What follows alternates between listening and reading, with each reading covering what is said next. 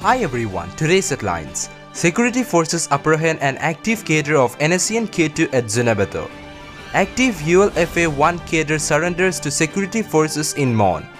COVID-19 cases breach 16,000 mark in Nagaland. 2 arrested for extortion in Kohima. Rising black fungus cases among COVID-19 patient, Karnataka raises alarm. News in details. Security forces apprehend an active cadre of NSCN K2 at Zunheboto. Security forces in a joint operation with police apprehended an active cadre of NSCN K2 in General Area Daily Market Zunheboto town on May 6, 2021.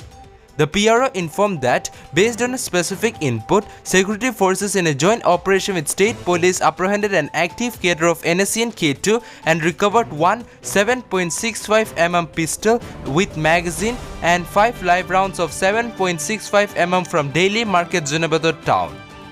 The apprehended individual along with recovered items has been handed over to Zunheboto Police Station, Zunheboto District for further investigation, the PRO said.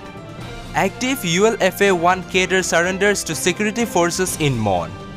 Concerted efforts of Tuensang Battalion of IGAR North under Spear Corps to convince insurgent cadres to rejoin the mainstream led to another major success when a border domination patrol obtained surrender of an active cadre of ULFA-1 on Indo-Myanmar border in Mon district while he was returning from Myanmar on May 8, 2021. A press release from a PRO Defense Kohima said that the surrender of the cadre will motivate other cadres of the region to return to the mainstream.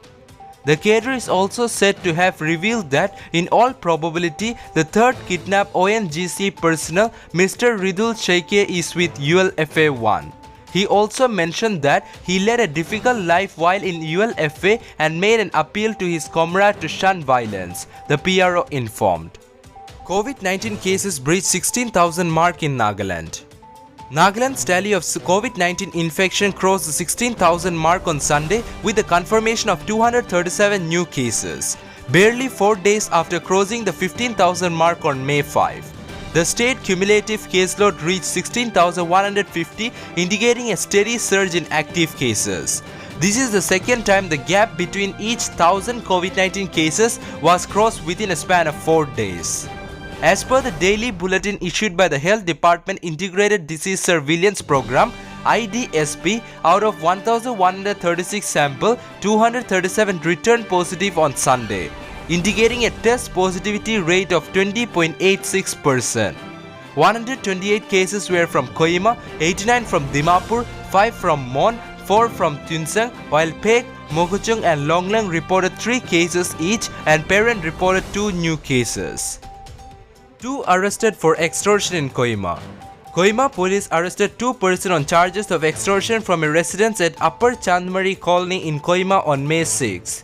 A police report issued by PRO of Kohima Police stated that the DO was arrested following report of extortion by unknown miscreant impersonating as national from a residence at Upper Chandmari Colony in Kohima. Acting swiftly upon receipt of information, police cordoned off the said residence. However, the 2 miscreants had left the area before the arrival of the police team. After ascertaining the description of the 2 miscreants, the police team followed their trail and subsequently apprehended from Midland Colony. Rising black fungus cases among COVID-19 patient in Karnataka raises alarm. For 38-year-old Vishwananth, an auto rickshaw driver in that city, surviving COVID-19 should have been cause for celebration.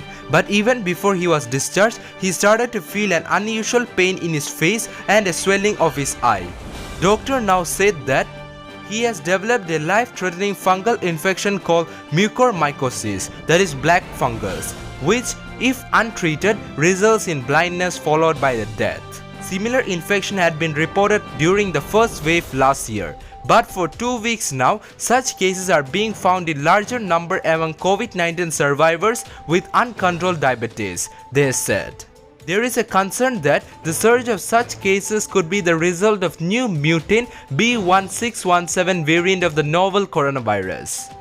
Dr. V. Ravi, eminent virologist and member of the State Technical Advisory Committee, acknowledged that this variant is spreading fast in Karnataka. It is not that mucormycosis did not exist before COVID-19. Previously, I used to see 1 or 2 cases per year. In the last 3 weeks, I have seen 38 cases, said Dr. Deepak Haldipur, a senior ENT surgeon at Trustwell Hospital. That's all for now. To get us latest news, don't forget to subscribe this channel. Thank you.